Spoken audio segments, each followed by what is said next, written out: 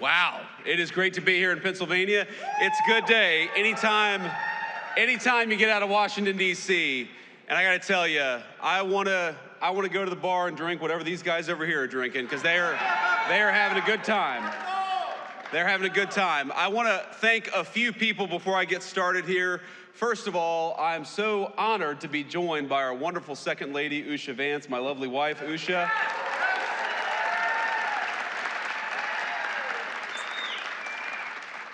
I want to thank our great Secretary of Labor, Lori Chavez-DeRemer, who's doing an amazing job, and she's focused on something that I think is very much close to the heart of our great workers here in Pennsylvania, which is this very simple idea that you ought to be able to raise a family and earn a good wage even if you don't go to college. We don't want to force everybody to go to college. We want to empower people who want to work with their hands to earn a good wage and do a good job, and she's fighting for that every single day. Lori's doing a great job.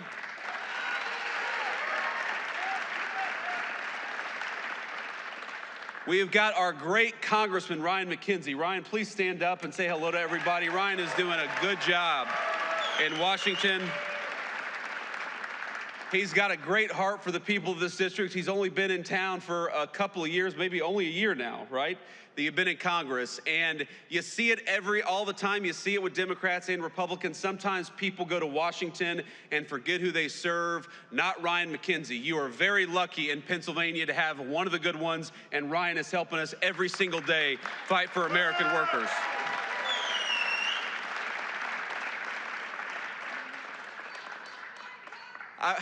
I believe, young man, shouldn't you be in school?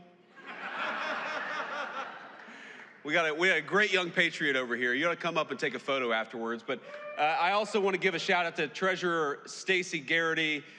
Stacey, thanks for everything that you do, and thanks for being here today. Where is she? There we go. And of course, finally, to all the employees and the management, the good people of Uline for making it possible to be here. This is a massive facility, and I think that it speaks to what's going on in the United States of America under the past 10 months of Donald J. Trump's presidential leadership.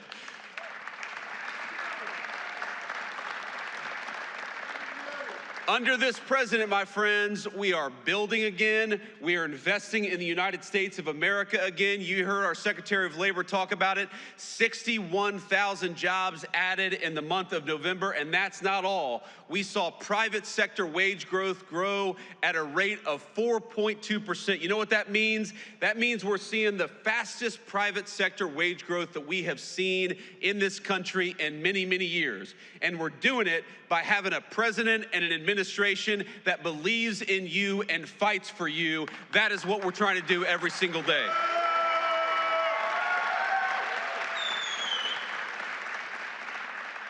Now, I will say, as excited as I was to be here this morning, I remember when I got off the airplane, and it is cold.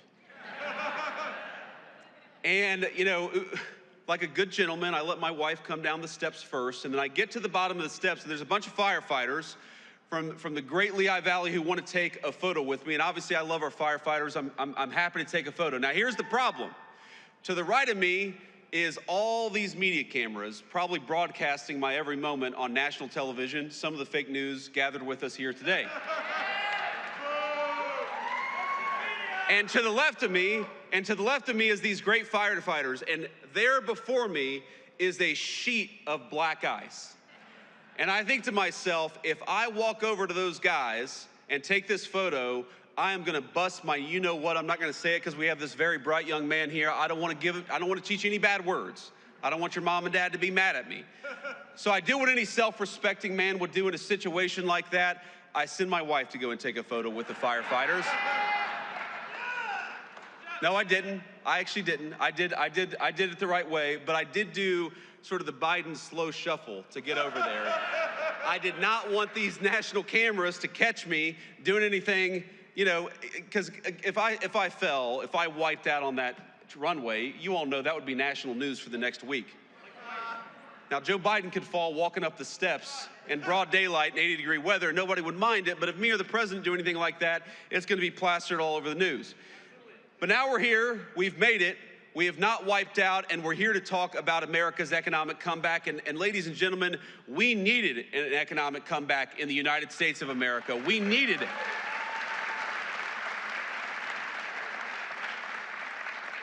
When we talk about all the wage growth, when we talk about all the people who are coming into the United States to invest in the American worker, we've got real money, real jobs, and real opportunity. What that means for the state of Pennsylvania is that in just the last 11 months, we're creating 60,000 good-paying jobs for Pennsylvania families, and we're bringing in, just in this one Commonwealth, $100 billion of new investment into this great place. That is real opportunity for the American people.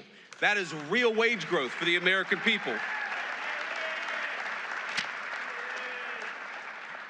And look, I grew up in a community. I was raised by my grandmother in a community where, when I was growing up, the factories were closing down. And those good-paying jobs, they weren't coming into our communities. They were getting shipped overseas by politicians in Washington, D.C. The President of the United States has set this entire administration on a different course. We are sick of rewarding companies that ship jobs overseas. We're going to reward companies that build right here in America and give Americans good wages to do it.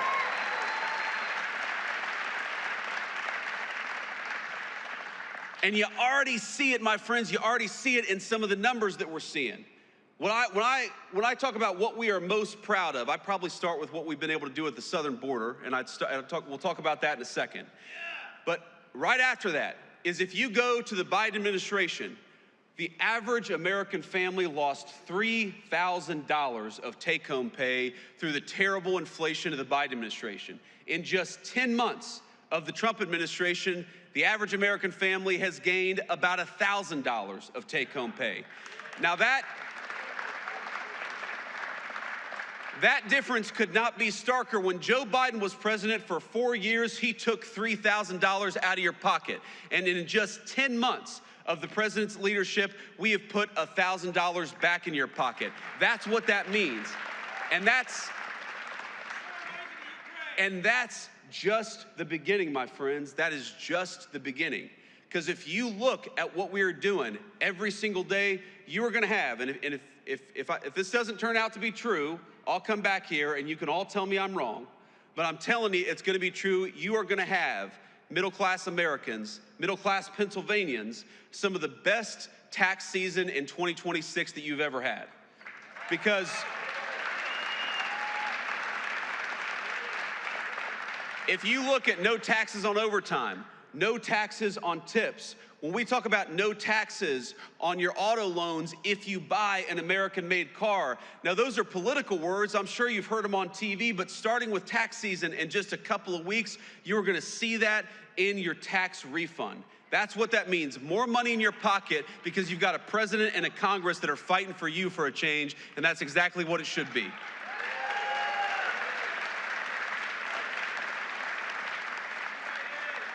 And I gotta say, I'm a little surprised. I'm a little surprised by when the Democrats talk all the time about affordability. Democrats say, you know, things aren't affordable. This isn't affordable. This has gotten more expensive. Drugs have gotten more expensive. Housing's gotten more expensive. And you know what? They're right, and it was because of them. It ain't that hard. If you go back to the 4 years of the Biden administration, why did housing get so expensive, double in price during the Biden administration? It's because Joe Biden let in 20 million illegal immigrants who took homes that ought by right go to American citizens and to the people of this great state.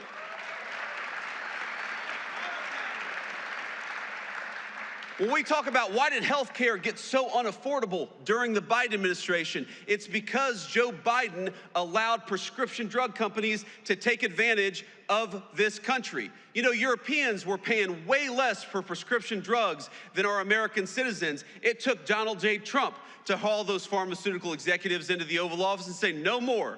Europe's gonna pay more for drugs and America's gonna pay less for drugs because we gotta fight for the American people for a change.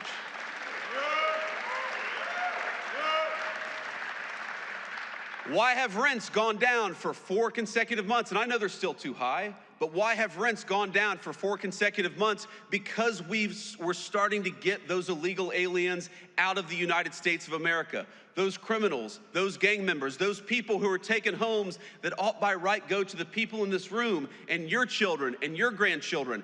It's simple economics. If you have fewer people, fewer illegal aliens trying to buy homes, that means American citizens are going to finally be able to afford a home again. It's very, very simple economics. When you ask, why is it that we have trillions of dollars of new investment coming into the United States of America? Because we finally got a president who says, if you're gonna build in America, if you're gonna invest in America, we're gonna make it easy for you. But if you're not gonna build anything in America, if you're gonna try to ship an American job overseas, then we are gonna penalize you for doing something overseas that you ought to do in the United States of America. That's why we've got so much money coming in.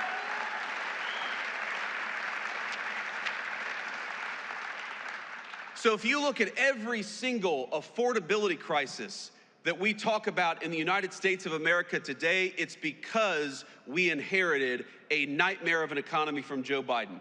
The highest peacetime debt and deficits in the history of the United States of America, that blows the door off inflation.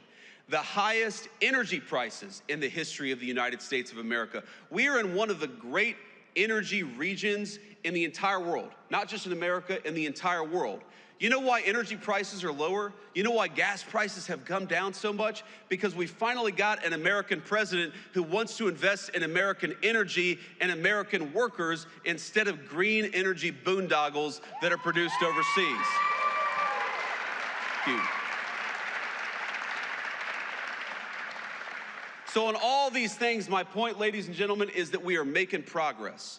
And I never forget where I come from, I never forget who I serve, and I know that there is so much more progress to be made. I remember my grandmother in times like this of the holidays. Of course, I think a lot of us remember the loved ones that we've lost. I remember my dear Mamaw, that's what I called her, and I was in a particularly hard math class in high school, and she said, "What do you need to do well in this class?" My grades weren't so good, and she went out, even though she could not afford even the essentials in life, she went out and got me a calculator, a very expensive calculator, so that I could do well in this math class. I remember what it feels like for American families when you have the government take $3,000 out of your pocket through higher taxes and higher inflation. I know what it's like for a woman who's trying to support a grandson but can't afford her prescription drugs because pharmaceutical companies are taking advantage of the United States of America. I remember what it's like when you have to choose between putting food on the table or getting the prescription that you need to stay healthy. And that is not a life that Donald Trump or I want for the citizens in the greatest country in the world. We want you.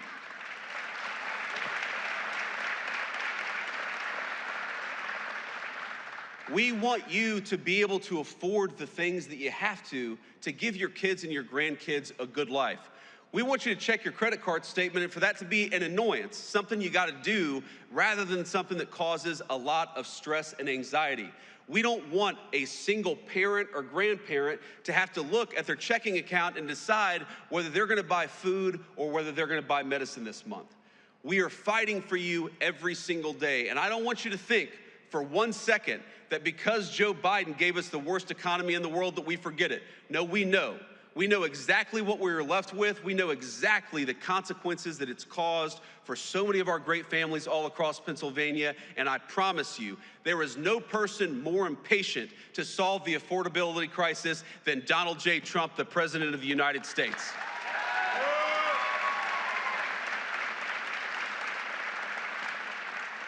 You know, I hear these guys, I hear these Democrats talk about this as if you were gonna fix these problems in a single day. It reminds me of probably the third day in the Oval Office where eggs had gotten so expensive under the Biden administration. And you look, I'm the Vice President of the United States, I'm a very blessed man, but we have 3 little kids who eat a lot of eggs.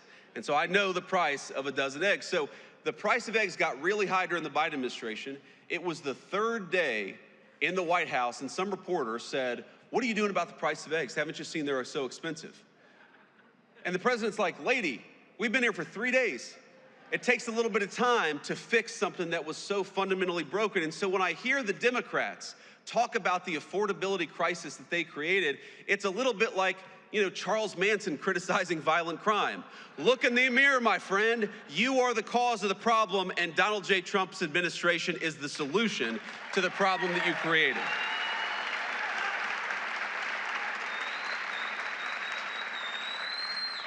I want to say one more thing here, and then I want to take some questions from the reporters, and then we'll have to hit the road. But, this is such an amazing time to be in Pennsylvania. As much as I complain about the cold, and I do, as much as I almost busted my rear end on the tarmac today, I love being in the great state of Pennsylvania during this time of year. I love Christmas time. I love the beautiful trees. I love the snow on the hills. I love everything about this state this time of year. It reminds me a lot of my home state of Ohio for reasons that you all know well. But here's the thing. During this Christmas time, I think that we got to remember that we have a lot in the United States of America to be grateful for, and I am at the very top of the list of people who have a lot to be grateful for. I'm very grateful to my beautiful wife and our healthy kids.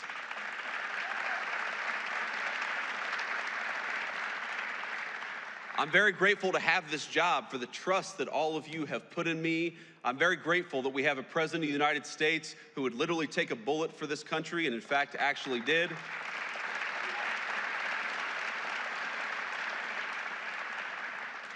But I just ask all of you to count your blessings this holiday season, because there is a lot good out there. There's a lot that we're still working to fix. But I just wanted to say, from the President of the United States, from the entire administration, my friends in Pennsylvania, Merry Christmas to you. I hope your families have a Happy New Year. Thank you.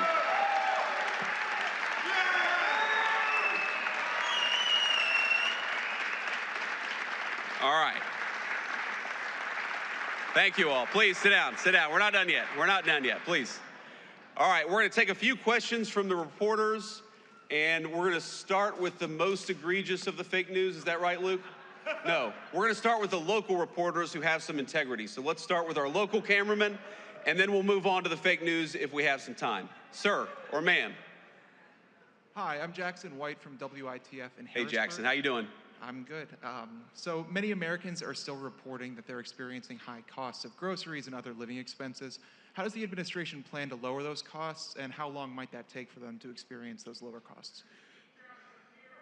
Well, Jackson, as I said earlier, I think the best way to understand this is if the American people had $3,000 taken out of their pocket, it's going to take a little bit of time before they really feel like that money's been put back in their pocket. That just takes a lot of time. It's a lot of work. And I think the best way to do it is, on the one hand, you got to lower costs. That's why that we're lowering regulations on American energy to get gas and groceries down. Now, how does energy connect to groceries? Because if the truck that takes the groceries to the grocery store is paying out the wazoo for diesel fuel, then that means every American's going to be paying more at the grocery. If the farmers who actually grow our food are paying way too much for fuel and fertilizer, that means American citizens are not going to be able to afford their groceries. So if we lower the price of energy, we lower the price of groceries, we lower the price of gasoline, and importantly, we bring good jobs back into this country so that wages go up. That's how you give people a shot at the American dream again. That is our job. That is what we ran on. That is what we promised to do. And after 11 months, again, the average American family is $1,000 richer than they were 11 months ago. Now, if you had $3,000 taken out of your pocket by the Biden administration, of course you're still struggling to get by. Rome was not built in a day, but we are committed every single day to making every single American who works hard and plays by the rules, we want them to get a little bit richer every single day. And we do believe that if we keep on making the right decisions, we keep on investing in the United States of America, we are going to find that the American citizens can afford a good life in their country again. That's our obligation, and that's what we're trying to do.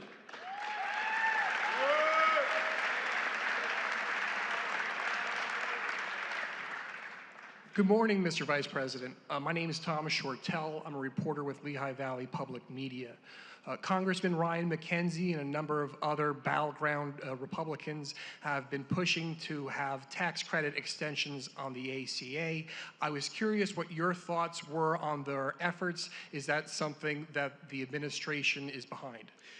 So first of all, just on healthcare costs, if you look at some of the worst healthcare costs for American citizens, the biggest drivers of increased healthcare costs, it is the cost of prescription drugs. It simply got way too high, and it got too high because we allowed other countries to take advantage of it. I'm talking about the same exact drug that would cost $300 in Great Britain or $250 in France would cost an American $5,000 or $10,000. We were subsidizing the entire world's prescription drugs, and no president had the courage to put a stop to it. And Ryan McKenzie has been very supportive on this.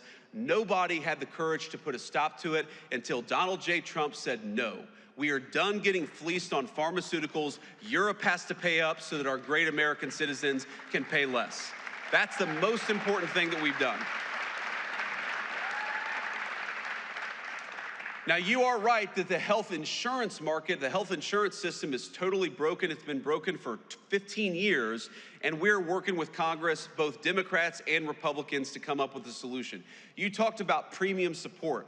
We think that everything should be on the table, but Democrats and Republicans, they got to work together and put something on the president's desk to sign. Now, I will tell you, we've been involved in probably 10 different health care bills. You know, we've been talking to Ryan about it. We've been talking to my friend Bernie Moreno from the state of Ohio. We've been talking to Susan Collins about it. We've even been talking to a few of the reasonable Democrats who are putting ideas out there. But Congress has got to get us something to lower the cost of health insurance for American citizens. The Obamacare system was broken. Donald J. Trump wants to fix it, but Congress has got to step up here.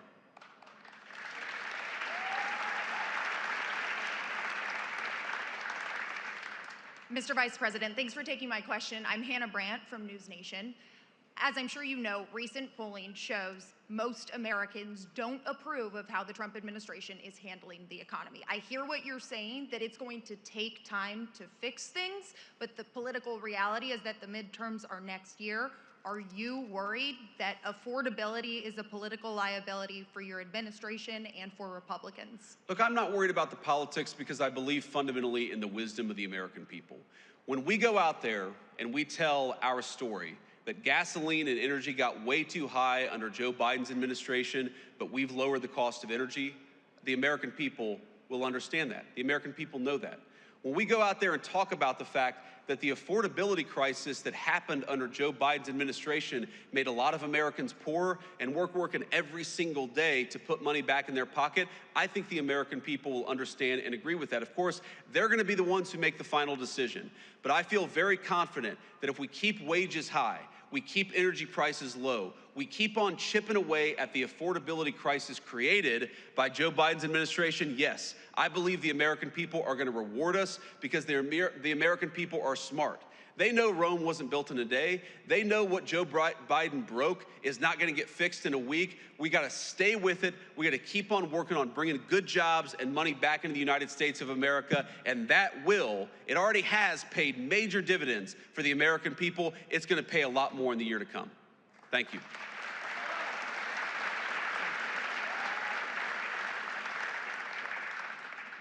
Thank you, Mr. Vice President. This is Elizabeth Mitchell from the Daily Signal. The health care bill released Friday by the GOP doesn't include health savings accounts. Are you comfortable with that? And would you like to see the GOP use the special reconciliation process to address health care costs and other affordability concerns? Well, one of the things the president has said is we have the weirdest health insurance system in the world, where we tax money from all of these great Americans out here, and then we give boatloads of money to the insurance companies. Why don't we give that money to the American people and let them buy insurance that works for them and their families? I mean, if you look at insurance company profits, they have been skyrocketing ever since Obamacare was passed. The insurance companies have done very well under Obamacare. You know who hasn't done well under the Obamacare system of giving boatloads of money to the American people? All of you. That's what's broken about this system. It's good for insurance companies and bad for Americans. We are trying to get to a healthcare policy that's good for Americans. We don't care. If the insurance companies do well, great. If they do poorly, that's their problem. We are here to fight for the American worker and make health insurance affordable for them. So we're going to keep on working at it. You mentioned one piece of legislation. I've probably read a dozen different pieces of legislation that are floating out there. Again, it's going to come to the point where Republicans and Democrats have to figure out what can be passed together. Of course, the president is going to drive a lot of that process. We're still reviewing some of these legislative texts as they come up. We believe that we can solve this problem, but again, the nature of our system, we're going to work with Congress to make sure we get something that's good for the American people through the Congress. Thank you.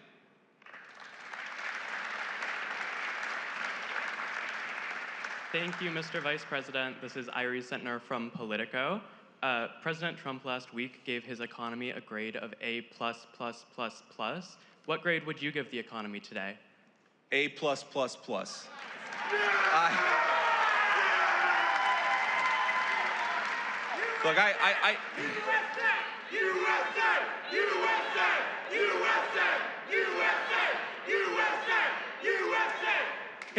Look, here's the simple fact of the matter. Again, you have to understand all of this stuff in context. You have to ask yourself, what has the Trump economy been able to build over the past 10 or 11 months, given what we inherited from the Biden administration? Ladies and gentlemen, we had the worst inflation crisis in 50 years in the United States of America under Joe Biden. We had the worst trade deficit in the history of the United States under Joe Biden. We had debt and deficits, the highest in the history of American peacetime in 250 years. What we have been able to do, higher wages, lower inflation, a massive amount of investment and money coming into the United States of America, that stuff is incredible. And that is something to be proud of. What I will say is that given how bad things got under the Biden administration, we're going to keep on working every single day to make sure that Americans feel the benefits of the Trump economy. I am certain that we've already seen great benefits for the American people, but we got a lot of rebuilding to do over the next 3 years, and the president is committed more than anybody to making sure that we do it.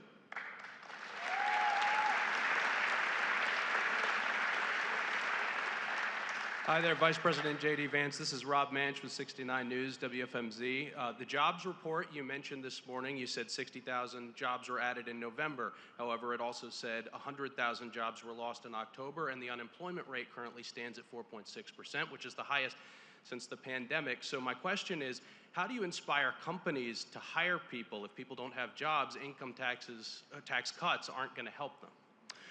Well, first of all, the idea that income tax cuts don't help is ridiculous. If more people have more money to spend in their pocket, that's good for businesses, it's good for families, it's good for everybody.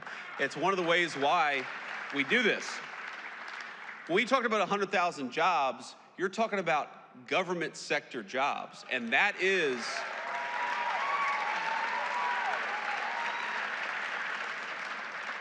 in a lot of ways the entire story of what we're trying to do under President Trump's leadership. We want to fire bureaucrats and hire these great Americans out here. That's what we're trying to do. Now, you mentioned, this is an important point, you mentioned the unemployment rate ticking up to 4.6%. I think this is a very, very important point, because you know what that means? What that data shows, you got to get in the weeds a little bit. The unemployment rate only counts the people who are looking for work. So let's say you dropped out of work 2 years ago, you haven't been searching for a job. Well, you're unemployed, but you're not counted in the official unemployment statistics. What you're seeing as wages go up, as more investment comes into our country, is that people who weren't looking for work under Biden's administration are getting out there and looking for work in the Trump administration. That's exactly what we want. We want to get people off the sidelines and give them a good job with good pay, and we're seeing a lot of evidence that that is happening under President Trump's leadership.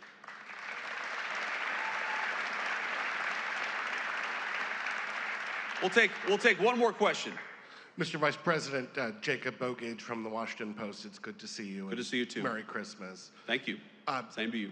Unfortunately, I have to ask a bit of an off-topic question from affordability because news events do intervene, and that is the interviews that White House Chief of Staff Susie Wiles gave to Vanity Fair, in which she's quoted as referring to you as, excuse me, and again, not my words, sir, but a conspiracy theorist of a decade, and described your transformation from someone who once opposed President Trump to now his vice president as an act of political expediency.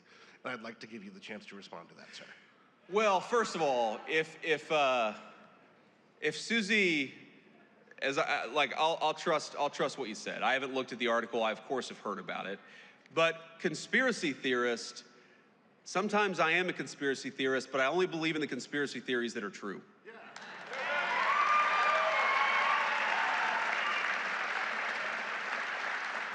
And by the way, Susie and I have joked in private and in public about that for a long time. For example, I believed in the crazy conspiracy theory back in 2020 that it was stupid to mask 3-year-olds at the height of the COVID pandemic, that we should actually let them develop some language skills. You know, I believed in this crazy conspiracy theory that the media and the government were covering up the fact that Joe Biden was clearly unable to do the job.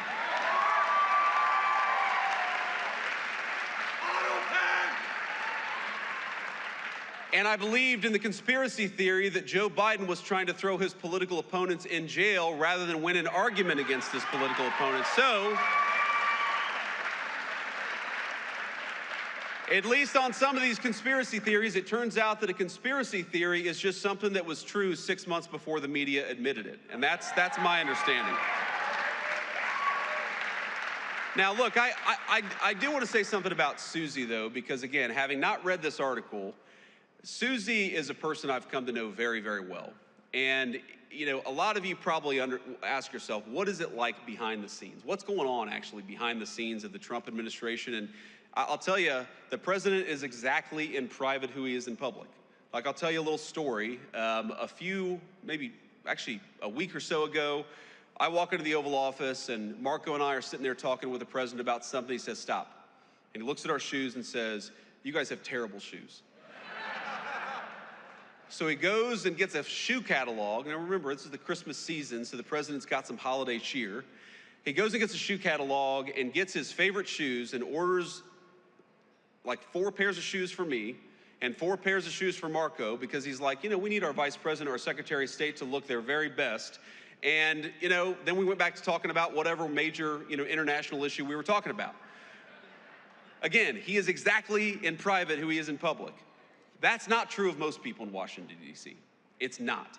And I've seen so many people who will say one thing to the president's face, Democrats and Republicans, and then will do the exact opposite behind the scenes. You know why I really, you know what they are, and you know why I really love Susie Wiles? Because Susie is who she is in the president's presence. She's the same exact person when the president isn't around.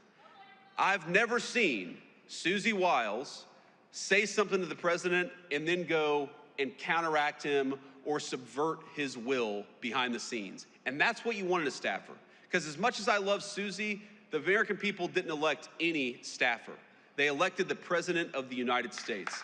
And what you want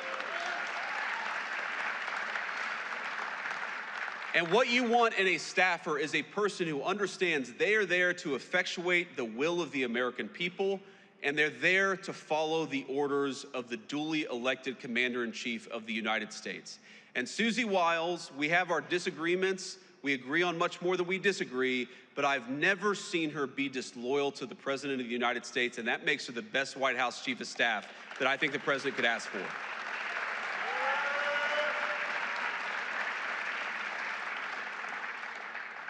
And the last thing I'll say is, if any of us have learned a lesson from that Vanity Fair article, I hope that the lesson is we should be giving fewer interviews to mainstream media outlets. So with that lesson internalized, I'm going to stop taking questions and just leave you with one final note. And again, it's just a note of gratitude. This is the coolest job I've ever had.